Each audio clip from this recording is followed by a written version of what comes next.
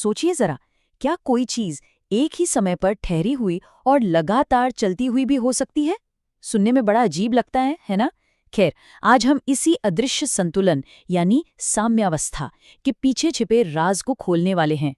जब भी संतुलन या इक्विलिब्रियम शब्द सुनते हैं तो सबसे पहले दिमाग में क्या आता है? ज्यादातर लोगों के लिए शायद कुछ ऐसी ही तस्वीर आती होगी, है ना? एक बिल्कुल संतुलित सीसॉ, सब कुछ एकदम शांत, ठहरा हुआ, कोई मूवमेंट नहीं। लेकिन क्या हो अगर ये जो ठहराव हमें दिख रहा है, ये बस एक धोखा हो, एक भ्रम? क्या हो अगर इस खामोशी की सतह के नीचे लगातार कुछ न कुछ चल रहा हो? बस यही एक सवाल आज हमें विज्ञान की एक बिल्कुल नई दुनिया में ले जाने वाला है। तो चलिए सबसे पहले ये समझते हैं कि आखिर ये साम्य अवस्था है क्या। देखिए, विज्ञान की भाषा में इक्विलिब्रियम वो स्टेट है जब किसी सिस्टम को बाहर से देखने पर लगता है कि कुछ भी नहीं बदल रहा। मतलब टेम्परेचर, प्रेशर, कॉन्सेंट्रेशन सब कुछ एकदम कांस्टेंट। ऐसा लगता है जैसे मानो सब कुछ बस रुक गया हो।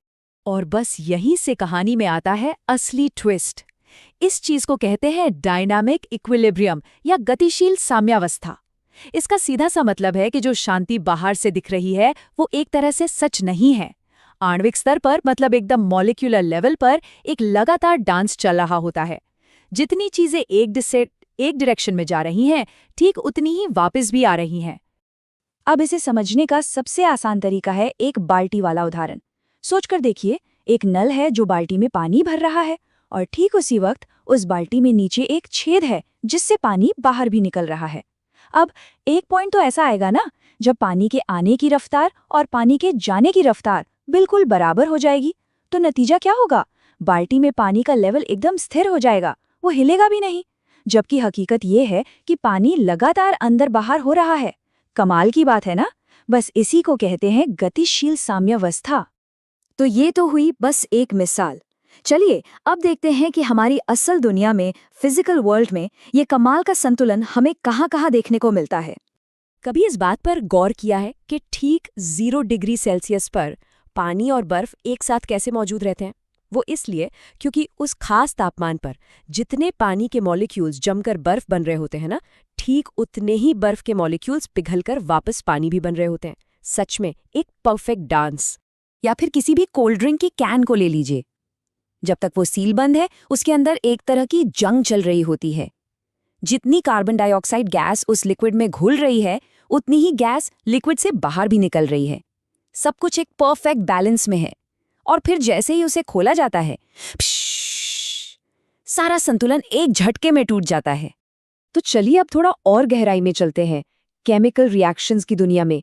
यहाँ तो मामला और भी दिलचस्प है, क्योंकि यहाँ अणु यानी मॉलिक्यूल्स खुद एक कमाल के डांस में हिस्सा लेते हैं। देखिए, ज्यादातर केमिकल रिएक्शंस ना एक वन वे स्ट्रीट की तरह होते हैं। मतलब एक बार शुरू हुए तो बस प्रोडक्ट बनाकर ही दम लेते हैं। लेकिन कुछ खास रिएक्शंस 2 वे स्ट्रीट जैसे होते हैं। वो आगे भी जा सकते हैं और वापस भी आ सकते हैं। और ये जो हमारा डायनामिक इक्विलिब्रियम है ना, वो सिर्फ इन्हीं 2 वे वाले रिएक्शंस में ही देखने को मिलता है। तो फिर केमिकल इक्विलिब्रियम का गोल्डन रूल क्या है? बहुत ही सिंपल है। जब आगे जाने वाले रिएक्शन की रफ्तार वापस आने वाले रिएक्शन की रफ्तार के ठीक बराबर हो जाती है, बस उसी पल संतुलन कायम हो जाता है। इसका एक बहुत ही बड़ा और मशहूर उदाहरण है हेबर प्रोसेस। इसी प्रोसेस से दुनिया भर में फर्टिलाइजर यानी खाद बनाने के लिए अमोनिया तैयार किया जाता है। यहाँ पर साइंटिस्ट्स बड़ी चालाकी से इसी संतुलन के साथ खेलते हैं। वो इसे अपनी तरफ मोड़ने की कोशिश करते हैं ताकि कम से कम लागत में ज्यादा से ज्यादा अमोनिया बनाया जा सके। अब सवाल ये उठता है कि अगर कोई सिस्टम इतने परफेक्ट बैलेंस में है और हम उसे जाकर छेड़ दें तो क्या होगा? वो सिस्टम कैसे रिएक्ट करेगा?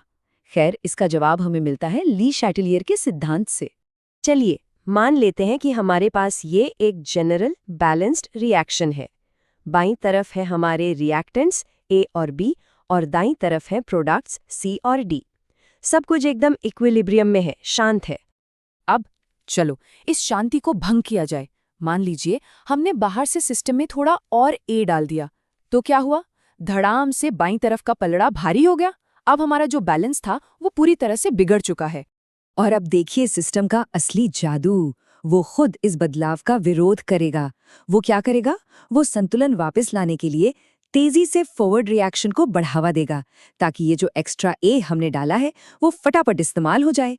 और बस देखते ही देखते सिस्टम खुद को एडजस्ट करके एक नए इक्विलिब्रियम पर पहुंच जाएगा।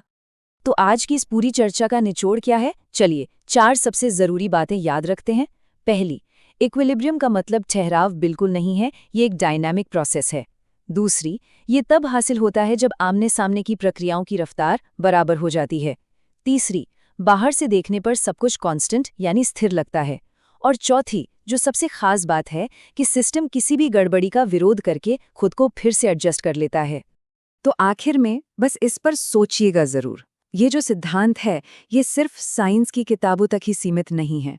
हमारे खून में ऑक्सीजन के बैलेंस से लेकर हमारी धरती के क्लाइमेट की स्टेबिलिटी तक हर जगह ये अदृश्य डांस चल रहा है। और कहाँ-कहाँ ये खामोश संतुलन हमारी दुनिया को चुपचाप एक शक्ल दे रहा है, ये वाकई सोचने वाली बात है।